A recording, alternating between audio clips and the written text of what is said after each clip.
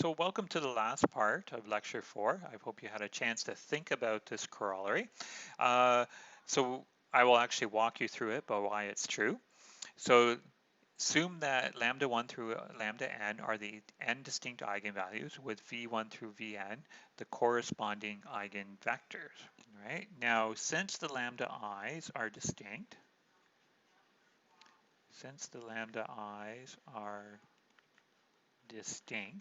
we know that the v1 through vn,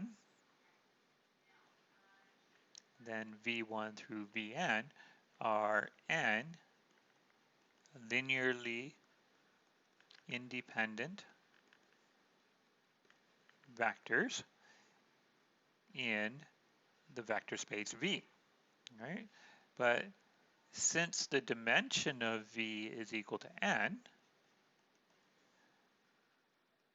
this means that v1 through vn is a basis for the vector space V.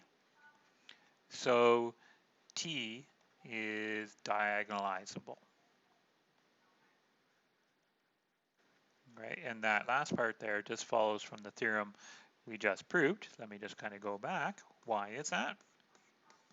Because what we're doing is we're proving that V has a basis of eigenvectors from the information given, and once we've done that, we get that T is a diagonalizable linear operator. Okay, so that is a nice corollary, and it's something that we used in Math 1B03.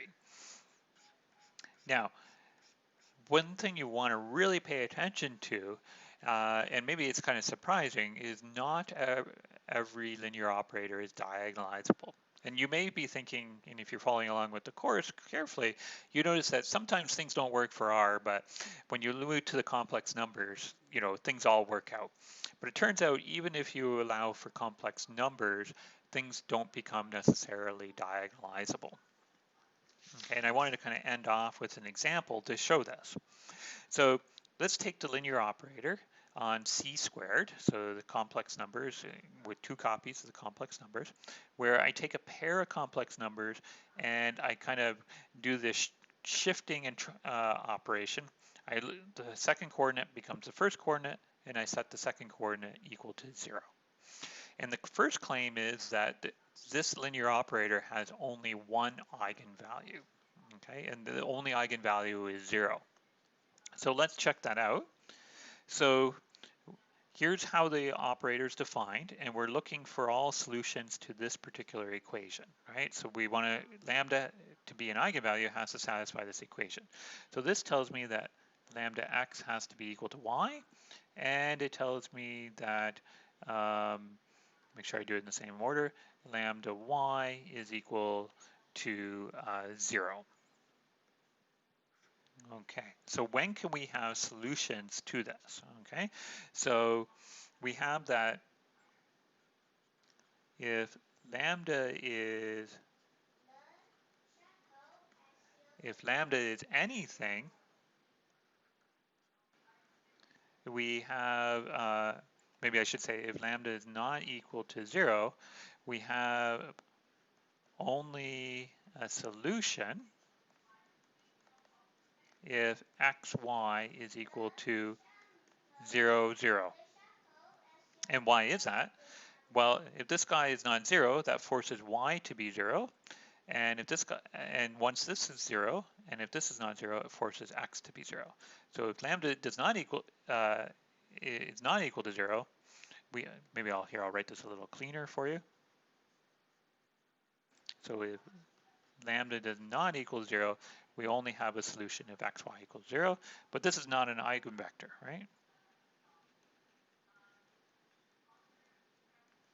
So this is the 0 vector is never an eigenvector. Okay, but what happens is if we now allow lambda equals 0, then we have a solution if xy equals the vector x0. All right, right to see why, i.e. t x0 is equal to 0, 0, which is the same thing as 0 times the vector you started with. Okay, so what we get is out of this, so lambda equals 0 is the only eigenvalue, and if you compute its eigenspace for this operator, there's only one vector that spans this eigenspace. It's the vector 1, 0. Okay, so it's clear that C2 is not a basis. C2 does not equal the eigenspace of the eigenvalue 0. Oh, I should put not equal to, and the reason is you don't have the same dimension. Okay, so what I'm using here is, if I go back to the theorem that classifies, what I have is we don't have this property right here. So we found all the distinct eigenvalues, which is only 0. We computed its eigenspace, and it doesn't equal to the whole thing. So the operation is not diagonalizable. Okay. Now I do want to point out is that even though we still can find a basis that gives us an upper triangular matrix, right? So if we use the bases 1, 0 and 0, 1, we still get an upper triangular matrix for this operator. We, in particular, and you could check the details, you would end up with 0, 0, 1, 0. Okay, so this is upper triangular, but not diagonal. So this kind of falls from what we talked about in the previous class. Okay, so let me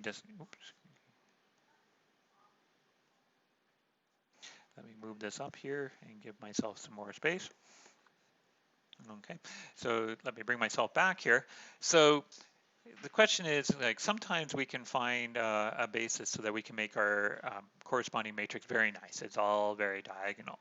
So the question is, not every matrix can be made diagonal, but we can maybe get very close to being diagonal. Now it's a little hard to see in this example, but we have kind of a diagonal matrix with one thing just on the diagonal just above it. Okay, and in some ways what we're going to see in chapter 8 is that this is kind of the best you can hope for.